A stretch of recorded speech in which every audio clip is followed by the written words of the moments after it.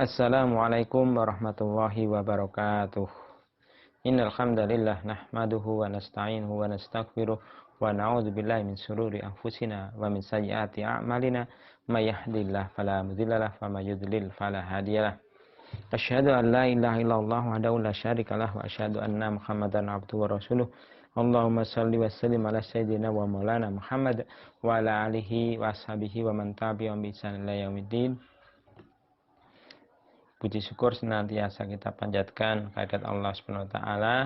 Shalawat dan salam semoga tetap terlimpahkan pada junjungan kita Rasulullah sallallahu alaihi wasallam. Kita masuki kajian kita yaitu fasal tentang hal-hal yang mewajibkan mandi.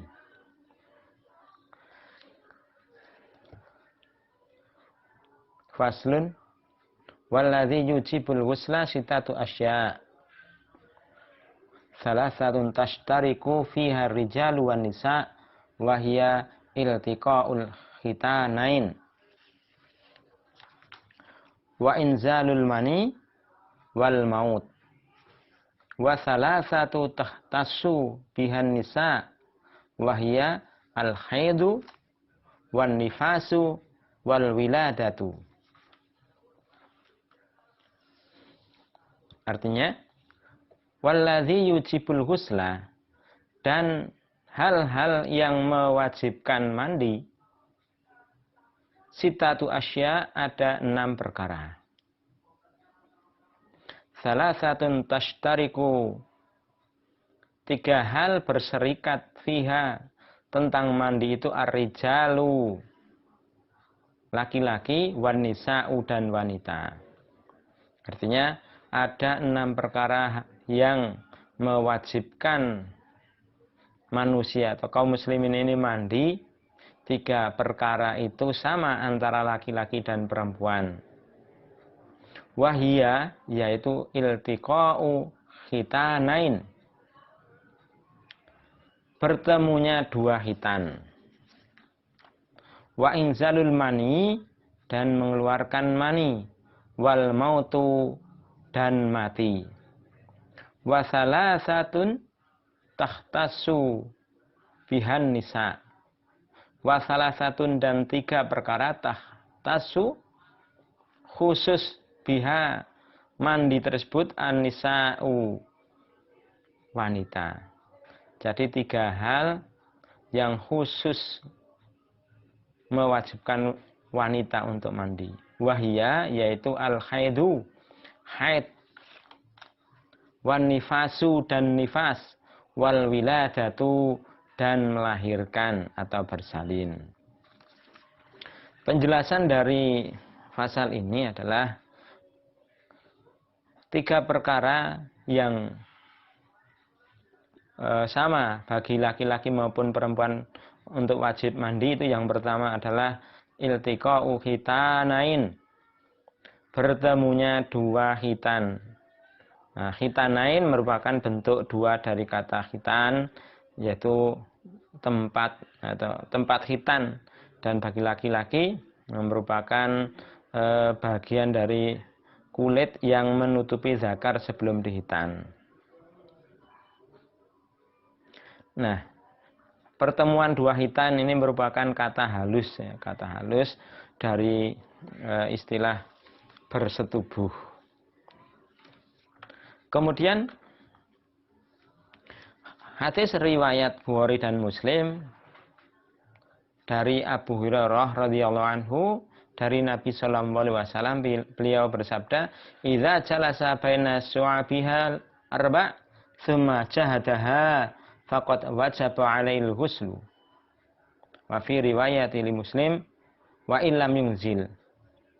Yang artinya, apabila seseorang itu duduk di antara 4 bagian, kemudian menggerak-gerakkan, maka ia wajib mandi. Dalam suatu riwayat, sekalipun tidak mengeluarkan mani. Artinya ketika bersetubuh itu antara suami istri, dan meskipun tidak mengeluarkan mani, tetapi tetap mewajibkan untuk mandi. Kemudian riwayat yang lain berkaitan dengan inzalul mani, mengeluarkan mani, yaitu hadis riwayat Bukhari dan Muslim dari Ummu Salamah. Beliau berkata, "Ja'at Ummu Sulaim ila Rasulillah sallallahu alaihi wasallam, faqalat, ya Rasulullah, innallaha la yastahyi minal haq. Fa hal 'alal mar'ati min ghuslin idza hiya talamat?" Faqala Rasulullah sallallahu alaihi wasallam, "Na'am, idza ra'atil ma." Datang Ummu Sulaim kepada Rasulullah sallallahu alaihi wasallam, faqalat, maka beliau berkata, "Ya Rasulullah, wahai Rasulullah, innallaha, sesungguhnya Allah itu la yastahyi, tidak malu minal haqi, dari kebenaran. Fahal 'alal mar'ati, apakah ada atas wanita min ghuslin, dari mandi, idza hiyah talamat, apabila dia itu bermimpi?" Faqala Rasulullah sallallahu alaihi wasallam, maka Rasulullah sallallahu alaihi wasallam menjawab, "Na'am, ya, idza ra'atil ma, manakala ia melihat air." Maksudnya, bila ia melihat air mani atau apa saja yang keluar dari wanita di saat bersetubuh, itu maka dia wajib mandi. Nah, kemudian ihtalamat artinya mimpi bersetubuh. Hadis riwayat Abu Dawud dan lainnya meriwayatkan dari Aisyah radhiyallahu anha, katanya Rasulullah SAW ditanya tentang lelaki yang menjumpai basah-basah pada dirinya, padahal ia tidak ingat bermimpi. Maka beliau menjawab bahwa orang itu harus mandi. Nah, juga beliau ditanya tentang seseorang yang meyakini bahwa dirinya bermimpi tetapi tidak mendapatkan basah-basah pada dirinya. Nah, beliau menjawab bahwa orang itu tidak wajib mandi. Lalu Ummu Sulaim bertanya, apakah wanita bisa bermimpi demikian itu? Dan apakah ia wajib mandi? Beliau menjawab, ya, wanita itu adalah belahan dari lelaki. Nah, maksudnya adalah wanita itu sebanding dengan lelaki dalam hal kejadian dan tabiatnya. Nah, seakan-akan itu adalah belahan dari laki-laki.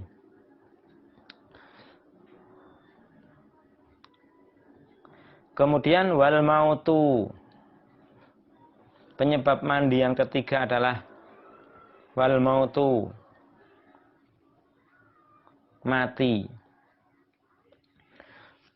Imam Bukhari dan Muslim meriwayatkan dari Ummu Atiyah Al-Ansariyah radhiyallahu anha, katanya, "Dakhala alaina Rasulullah sallallahu alaihi wasallam hina tuwfiyat ibnatuhu, faqala igsilnaha thalathan." Rasulullah SAW mendatangi kami ketika putrinya meninggal dunia. Lalu beliau bersabda, mandikanlah 3 kali. Kemudian dalam hadis yang lain dari Imam Bukhari dan Muslim, riwayat dari Ibnu Abbas radhiyallahu anhu,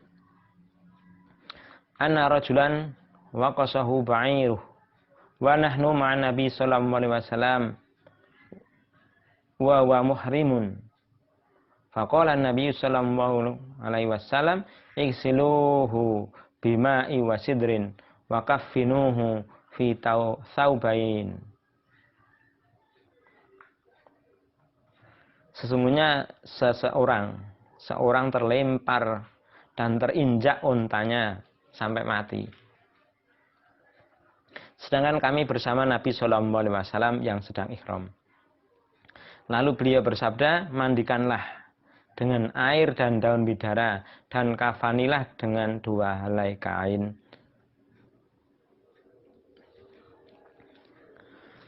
Nah, demikian untuk 3 hal yang mewajibkan mandi, di mana sama kewajiban itu antara laki-laki maupun perempuan. Wasalah satun tahtasu, wasalah satun, dan 3 perkara tahtasu, khusus tertentu, biha, dengan mandi itu, an-nisa'u, khusus untuk wanita, wahia, yaitu al-haidhu, yang pertama adalah haid.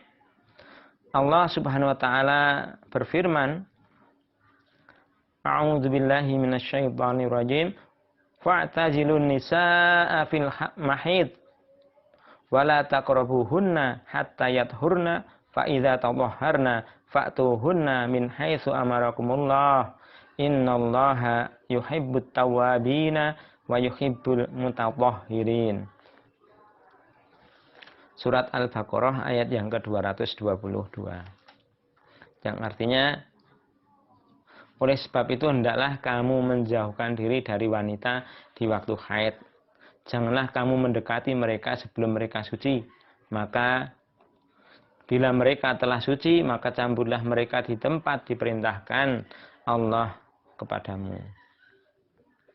Sesungguhnya Allah menyukai orang-orang yang bertobat dan menyukai orang-orang yang mensucikan diri. Kata tatoharna itu maksudnya adalah mereka telah mandi. Kemudian Al-Bukhari juga meriwayatkan dari Aisyah radhiyallahu anha bahwa Rasulullah SAW bersabda kepada Fatimah binti Abu Hubais.